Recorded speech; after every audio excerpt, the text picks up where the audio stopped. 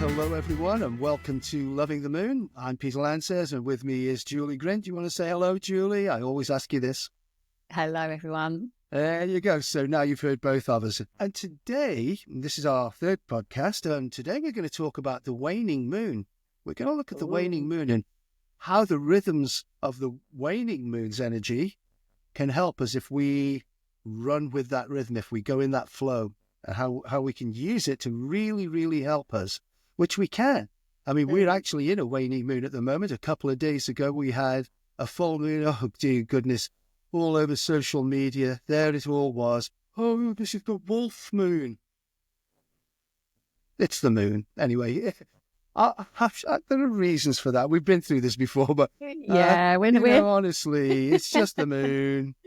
And it's not a super moon or anything like that. It's just the same rock in the sky. It's just the moon. It is just the moon. So, but nevertheless. But it does but it does have an effect on us, and it is using the sun's energy, and as far as I'm concerned, the sun is the intelligence that rules the solar system. And it delegates some of its intentions to other objects. Yeah. That's how I see it. And that's a bit of a shamanic way of seeing it, I guess. But, I do go with that shamanic flow where everything that exists has intelligence and intention. Sometimes we can see that, sometimes we can't. I mean, rocks and boulders and things that have been around for millions of years, they've seen everything. All we've got to be able to do is make a connection. They can tell us a lot. Well, that's why I go hiking up in mountains and things and stay out. Sometimes I'll stay out overnight, on the top of a hill or a mountain. The top of Glastonbury Tor is my favourite one to do. People keep saying, oh, yeah, but there'll always be somebody up there. Well, I've never seen that. And all the times, which is a lot of times that I've done it, maybe it's just good luck. But I've always been up there on my own at midnight. I get up there at midnight and stay and watch the sunrise and have things happen in between. I don't sleep up there. But yeah, well, anyway, that was a diversion. We're talking about that rock in the sky, the moon. We are indeed. Which is quite amazing for us. So, like what's going to happen to it as we go through this waning phase then? What determines the waning phase? Well, this is a letting go. This is letting go. If you think of the image you see of the moon, it's getting smaller and smaller and smaller. While it's waning, it's getting smaller and smaller. So imagine that image that you're looking at in the sky is releasing something. That's why it's getting smaller and smaller. And if you release things, quite often, don't you feel, I feel 1,000 times better. I feel a lot lighter. I feel unburdened and things like this. And that's the way we can see it. Because if we do that in the flow of a waning moon, it'll double, treble, amplify to whatever level the feeling that we get when we release things. So what sort of things can you release? I mean, practical things, like physical things. I always used to tell people, and I'm going to say it now, examine your home and your belongings and identify and let go of items that you no longer need. Sometimes that's difficult. Yes, that can be very difficult. But this is what I love about the moon and how we can use it to have these routines in place that allows us to create these habits so that we don't hold on to the things that don't serve us, so that we're constantly light and free and flowing. And that's what it's all about for me, having the moon mirror back to us the good things in life, the actions we can take that are supportive to our health and our well-being. That's perfect, isn't it? And that's exactly what we want to do. And this is what our podcasts are all about, isn't it? It's like using that as the center of a connection with natural rhythms. The natural rhythms, it's not just the moon. Moon's the biggest one for us, but it other things in nature, as we've said before, they have their own nature's rhythm, so we can follow all of that. We can follow the seasons, we can follow the weather, we can follow all kinds of patterns. Tides coming in and out, and things like this. We can do it all. I mean, I did I think I've told you before. I used to collect, obviously, albums and records. Music's always been a big part of my life. So from the early 1970s, I was buying the albums that I liked, and in the end, I'd got about 300 and something.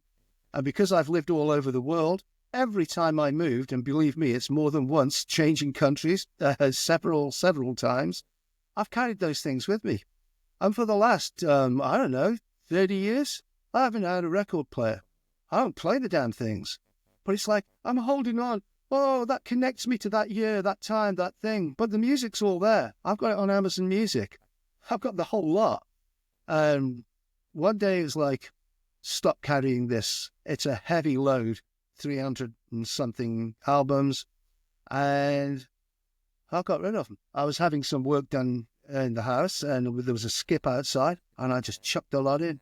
And people were saying to me, oh, but they're worth things now. They're so popular now, you're going to lose money. So I went online and saw, and I've got some really rare things I did have.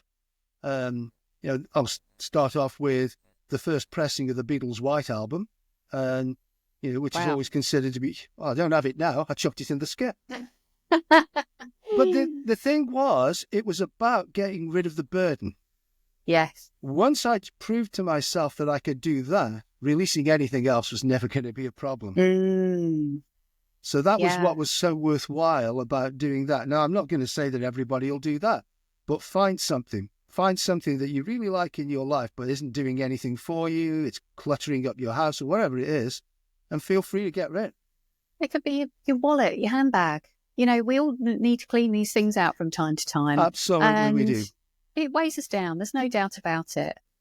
The other thing is about utilizing this time, because when we do let go, when we do create more room, we're ultimately creating more space. Yeah, we are. And we want to use that, don't we? Yeah. Yeah. If we do this internally, I mean, that was, I would say that you should be looking at physical things. Don't become a hoarder. Don't see yourself in that way. Oh, but I don't need these things, but I can't throw them out. You've got to work with yourself for that one, because yes, you can. If you're not going to use them, why are you keeping them? Oh, but it reminds me of. Well, your memory's still there. Oh, and by the way, jot down that memory, and then it's still there. You can have a notebook with 1 million things, and you've thrown 1 million things away, so you've got a load of space. How much space does a notebook take up? Not much, really. So that's, I'm not being funny about it, but yeah, if you can let go of things, then you can let go of anything. Yeah, absolutely. And that can work. Like you can flip that around as well. There may be people that don't have as much physical content in their life that they feel they necessarily need to get rid of. But on the other hand, there's a lot being held up here. Oh gosh, yeah. I've said in other places, reflect on beliefs and practices. Your routines, the things that you do, what you believe. Does anything that you believe hold you back in life? Do you really know that? Most people don't know that, because that's why they believe these things. What you've got to examine is all the things that you've carried as a belief since you were a kid. Yeah. When they were all programmed into you. What do you trust? What do you believe? What serves you? And this takes us into that whole kind of the reason why it can be a struggle for people to let go, because there are fears around losing things, other people, relationships, things around losing parts of themselves. But how can we become new? How can we become more? How can we continue with our, on our health and well-being journeys if we stay stagnant and hold on to the things that don't change? Well, this is the truth. How about this as a belief? You believe that any food that's been passed by your government agency as okay, it's safe to have it. If you believe that, challenge it. Challenge your belief. I'm not going to come out here and go through the ropes of saying, how processed food is dangerous, because plenty of doctors will tell you the same. There's loads and loads and loads of scientific information that's now against it. You know, the type of wheat that we use now. And, the reason that, because of my age, I am the sort of person that can come back and say, when I was a kid, and I grew up on one of the roughest council estates in the UK, I did. It was really rough and hard, but there was no such thing as ADHD in the classroom of our schools when I was growing up. None. I mean, of course, obviously, punishment from your parents would have been the thing that happened then, but also there wasn't any. It just didn't exist. People weren't running amok in the classrooms and things. They were outside, but they weren't. This didn't happen. There's lots and lots of things. The amount of allergies and things and allergens that we're told about now, it's all that gluten. Gluten-free stuff that we all need. Well, never even heard of it until a few years ago. I hadn't anyway, It's just, there are so many things that we should look at. And I'm not going to say that everything is bad. I'm going to say that you need to take a look at it and question things. And then the things that you question and you suddenly get the message from yourself, from your own thoughts, that this isn't right for me, you can let go of it. Well, you can't you? Well, this is it. And, to just kind of continue on that theme, the whole point of working or being aware of the moon and these phases and the different highs and lows and the activities that we can partake in are really about showing us and helping us relearn how to get back into balance with nature. Yeah. And when we do that, we recognise that, this food in this packet that isn't really food, and I know we're picking on food. There's a million other things like the water that comes out of the tap for crying out loud. Is that even water? It's a chemical cocktail, I think. Well, I think it is, but I'm not going to go down that road. But it is. I think it is. And that's my belief. Would it help me to let go of that? No. I don't think it would, because it would affect my health if I said, I'm just going to eat stuff out of a packet now, or I'm going to get one of those microwave meals from the supermarket. No, I don't. I eat natural food. I don't really think that, you may say that that's got nothing to do with the moon, but it has, because I didn't grow up like that. I grew up eating natural food, and then as I was growing older, more and more processed foods were coming in. You buy a cake in a box. Really? You don't bake one? Okay, right, well, and all these things that come in a tin can. Yeah. I stopped, and then I realised, hang on, I'm not feeling good. What about, I'll tell you, one of the worst things for me, it's these pot noodles. When you peel the top off a pot noodle, there's all kinds of chemical dust around it, and that's the flavouring, isn't it? It's like, is that really safe? Well, not for me, it isn't. So I'm not gonna go down that road. But as far as I'm concerned, there are lots and lots of things that you can look at, and you can investigate it. You can. And I don't know. I think with food is a great one, because we are interested in well-being and health and happiness, aren't we, when we're doing these podcasts? So food is an important one, but also beliefs and ideas and things that you've clung to for the whole of your life. I do call the society we live in, and you're going to hear me say this again and again and again, I call it a morality cage. We're stuck in it. We didn't invent it. What we need to do is open the doors. I will give you an example. In the mid to late 1960s, when there was this revolution coming about, started in America more than, obviously it started here, but it flourished in America, in California. This new way of living, this free way of living, this rebellion to do it, love not war and all this, and everybody could do what the hell they like. In other words, we'd gone back to our ancient past.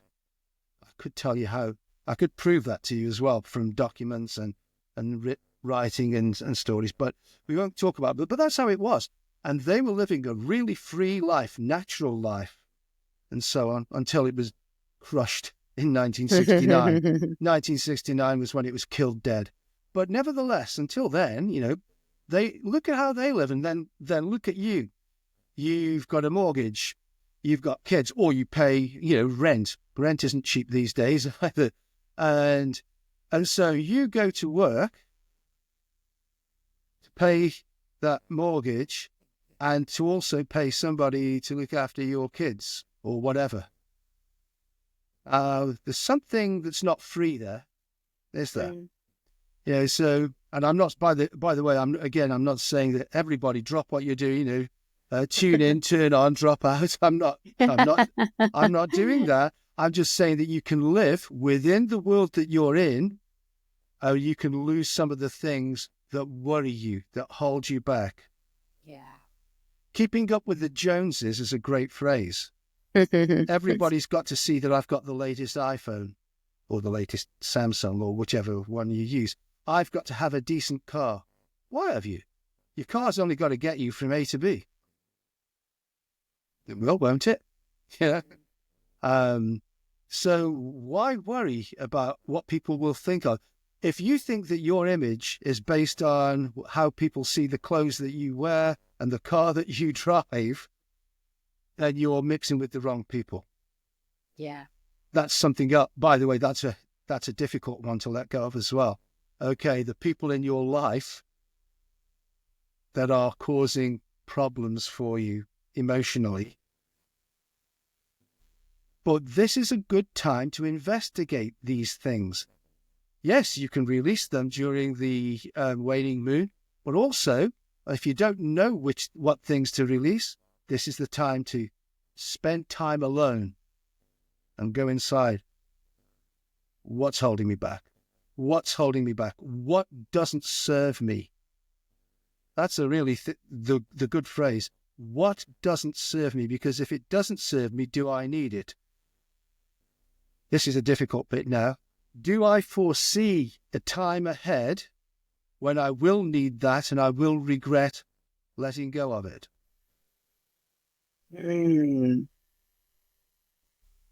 Well, basically, when you're looking to the future like that, are you creating that future? Because quite often we do when we start to do things like that. Or are you giving yourself an excuse to become a hoarder and keep hold of something? I don't know. It's very, very difficult. You've got to really work this out for yourself, I think, before you do anything. But I think that if you let go of something and then something happens 2 years later and you say, oh, I wish I'd got that thing that I let go, just buy another one. There you go. And in that 2 years, since you first let go of it, you've led a life free of that burden. That's how it will work. And you'll feel really good. When I got rid of those albums, people were telling me, oh, they're worth this, that, and the other. They weren't, by the way, when I looked up, even the rare ones that I'd got, and I had got quite a few. They're not worth as much as people say. Not when you go online and try to do it. And in any case, a few £100, is that great in my life? Not really. Yeah. I can manage that. And I did. And they all went in the skip. People were saying, you should take them down to a charity shop. You should do this. You should do that. No, that's not me releasing them. I literally wanted to release them in the skip covered with crap. That's mine. If somebody else wants to go into the skip and try to clean them up or, the ones that were still usable, that's up to them. For me, it was getting rid. The day that I got rid of them, boom, fantastic. What I did do, though, is I took photographs of every single album cover. So those albums I still have. Wow. Oh, I love that. Yeah. So that's the difference. And it also helped me to put them all on my playlists on Amazon. But it's easy to let go. Once you tell yourself, once you give yourself the belief that it's easy to let go. Yeah, yeah. And I think it can be, for some people, it feels like it's an effort, like it's something they have to do. It's like a doing. When really it's a let in. It's a allowing it. It's just, when you think about it, to let go of something is so much easier than trying to hold on. That's where the effort is. Yeah. So you're carrying a rucksack with 20 building bricks in there, but you're not going to build a house or a hut. You're just carrying them around because you bought them one day. How easy is that? You're never going to use them, but you're carrying them around. Wouldn't it be easy just to let go of that bag and then just carry on walking up the hill? I think Much so. easier. Well, I think so, yeah. But we have to use analogies like that, don't we, to show that this is what it is. Beliefs are the things that it's difficult to talk about because we've all got different ones. I mean, we have got the society belief. We're all held in that same morality cage. I know we all start off in it anyway. I'm not held in it. But I was for a long time, like all others are. And you've got to work out which bits of that serve you and which bits don't. How free do you want to be? I want to be 100% free because that's how we are supposed to be. And freedom of choice. Oh, yeah, absolutely. And, whatever you choose to do, if you're making that choice consciously, I think we touched on that on the previous podcast, that makes all the difference. It does. It does. You are the one in charge of you. Nobody else's set of rules and regulations. Nobody else's. It's you. You're in charge of that. And that's how it should be. You should be free to do it. If you were free to do it, then you would just do it. I don't see that there's a problem with letting go of negative beliefs. I must do this. I must look like this. I must be seen to look like this. I must be seen to act like this. So we can get rid of those sort of beliefs. What about another one? All this talk about the moon helping us, what a load of rubbish. I would turn off this podcast right now. It's not. So would I. But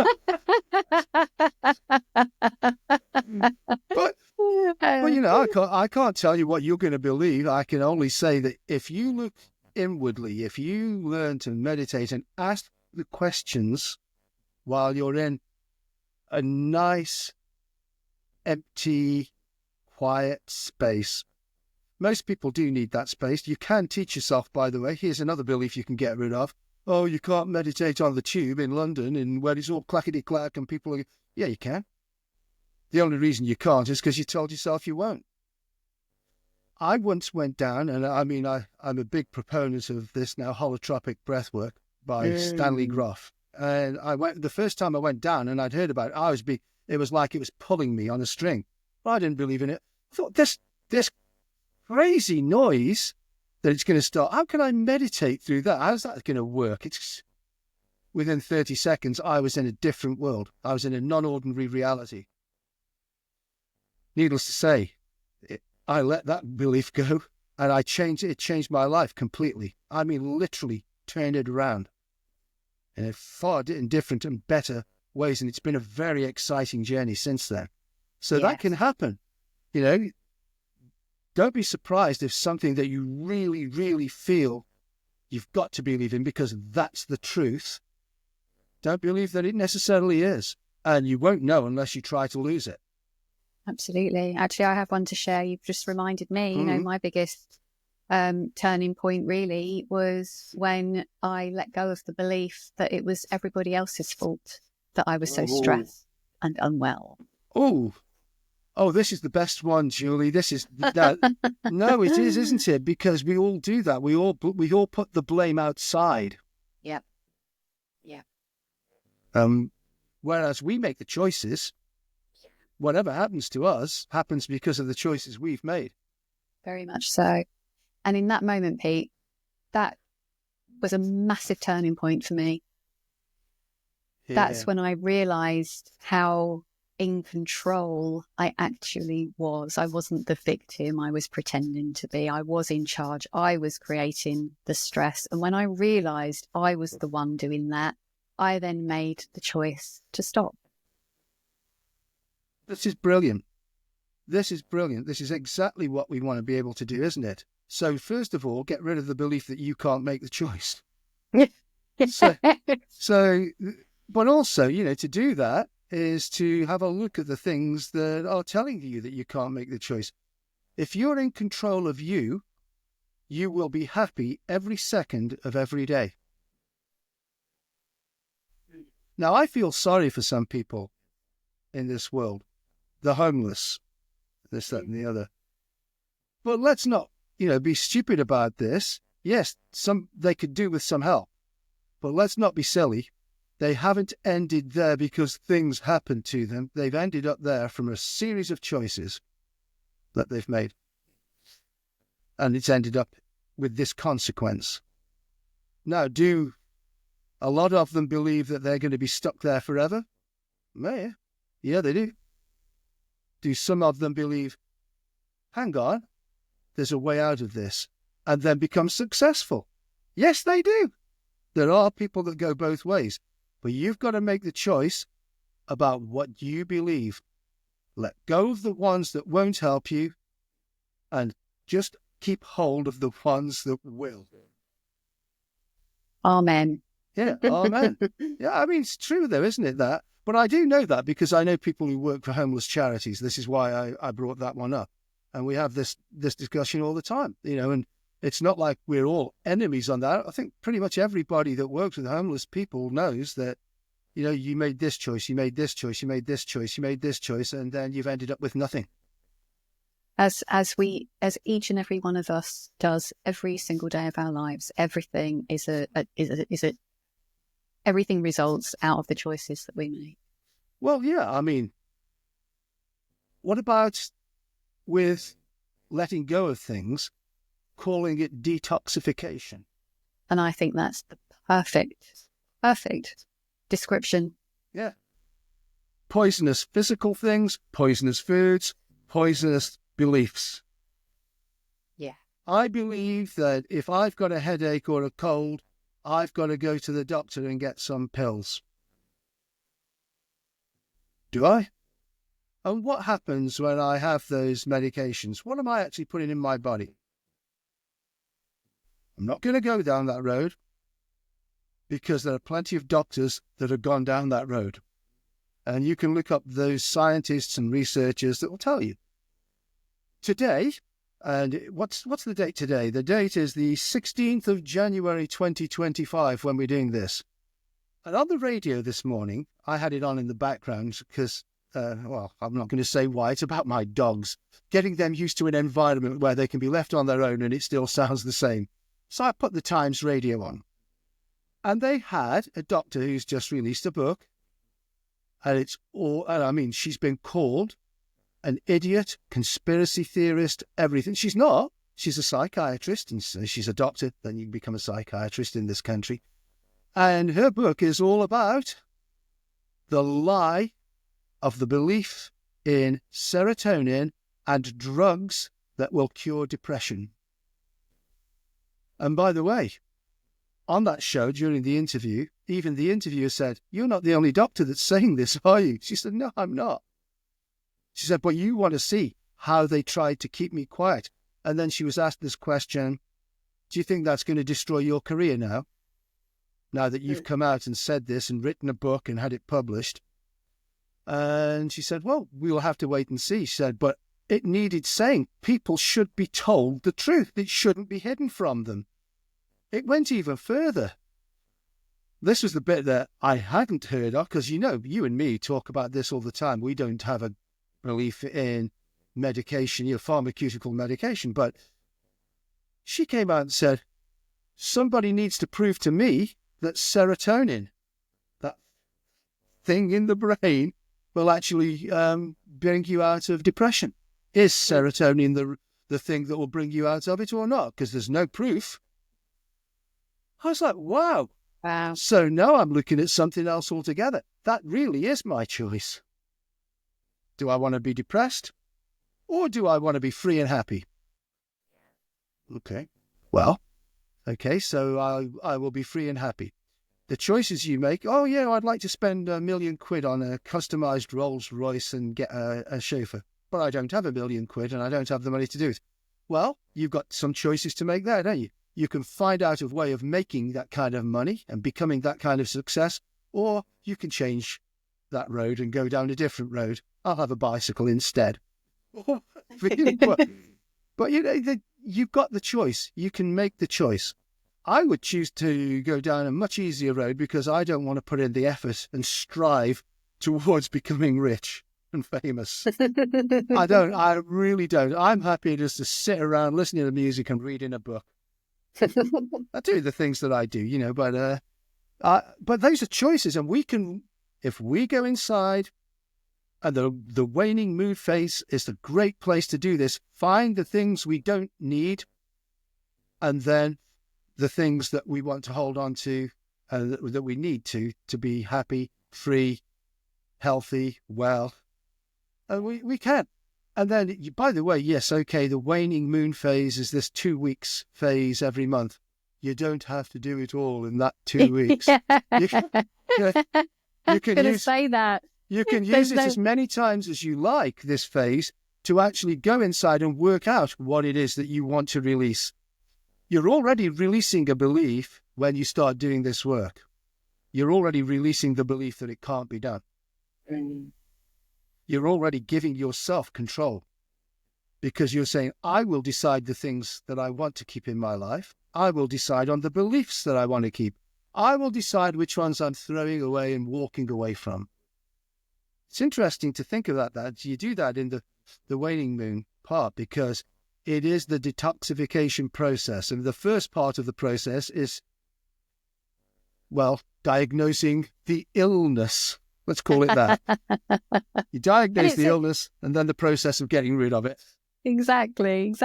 And it's a practice, and it will take practice. We're not expecting you to just do this and it's done. It's going to be something that you're going to continue doing. At some point later this year, we are going to run little workshops online and so on. And people that want to come and do it and see how easy it is, and we can show people that it really is easy. Oh my God, so easy. Then, we can do that. But that'll be later in the year. For now, people can try it. You can work out, how do I go inside and find what's wrong with me? Well, if you sit quietly and ask yourself a question, your unconscious mind, subconscious, whichever you want to call it, will eventually give you the answer. It might not be right there on the spot. It might be a couple of days later, or it might be you wake up tomorrow and suddenly you realize, hang on, this, and this. That's what I was asking about the other day. Or you will see something that triggers, hang on, now that I've seen that, that affects me. Lots of things happen, but you have to ask the question. So sit quietly, go inside, focus on your breathing, be aware of your body, which hand is heavier than the other, and when they're resting on your lap and things like this. And then start asking the question. Once you've got rid of the rest of the world outside, ask that question and then sit there. You'll either get the answer there and then, or you won't, but it doesn't matter. Enjoy that moment. Enjoy that time, because goodness gracious, you're free while you're doing that.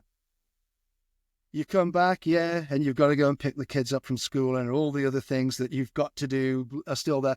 But for that little time that you sat there in the quiet and set this thing in motion, you were free.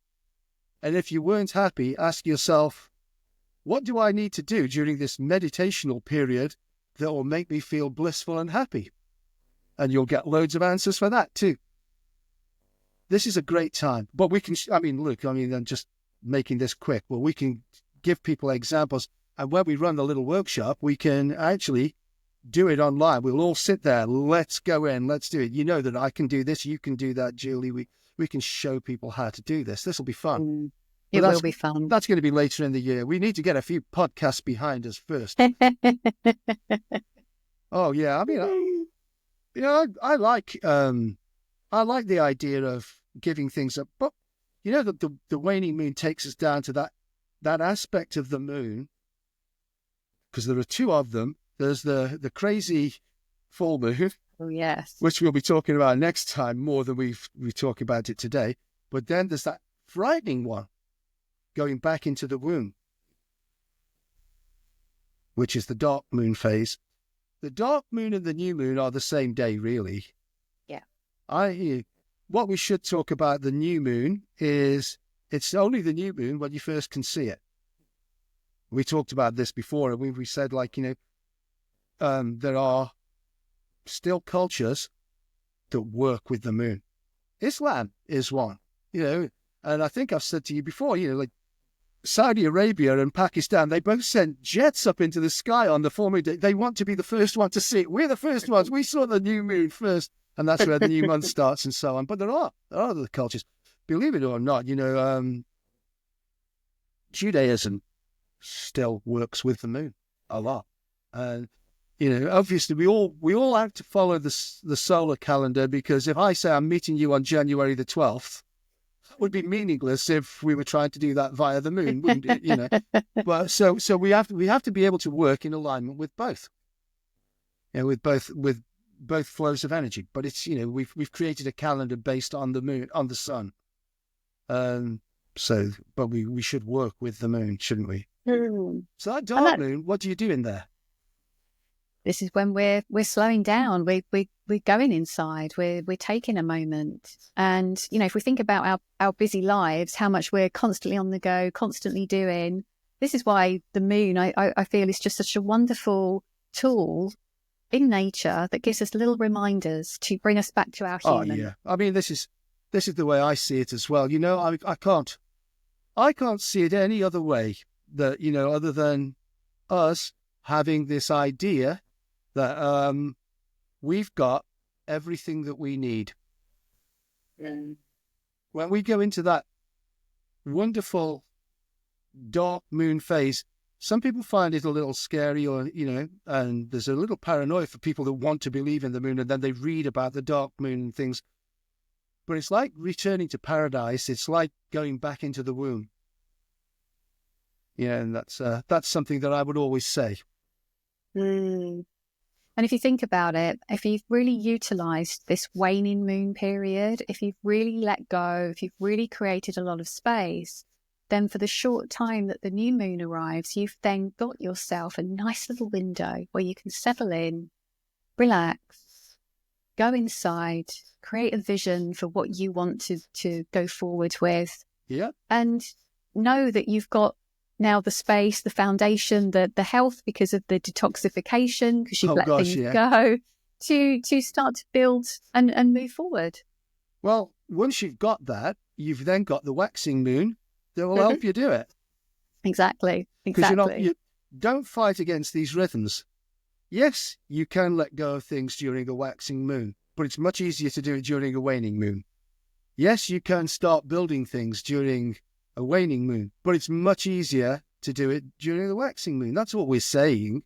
And by the way, if you were building a house, you wouldn't get to do it in 2 weeks, would you? So you can't just say, oh my God, the waxing moon. No, you wouldn't. But what you're doing is you've used that to begin the process.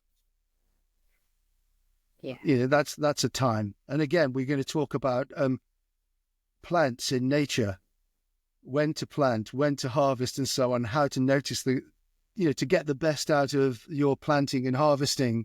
We'll do that in one podcast. That won't come up soon because we've got other things to talk about, like the waxing moon, like the full moon, like the dark moon.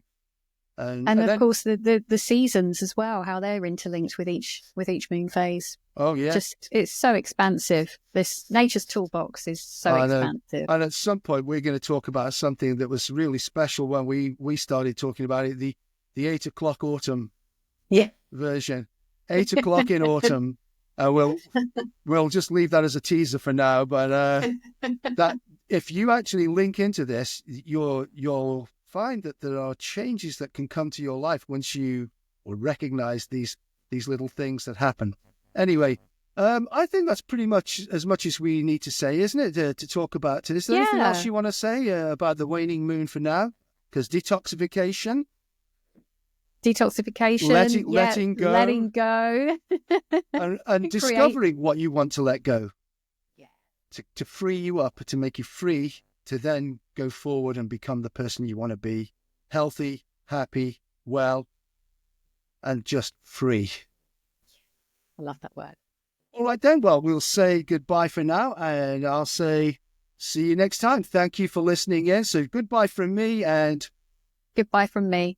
Gosh, we sound like the two Ronnies. Okay, catch you later, everyone. See you next time. Bye-bye for now.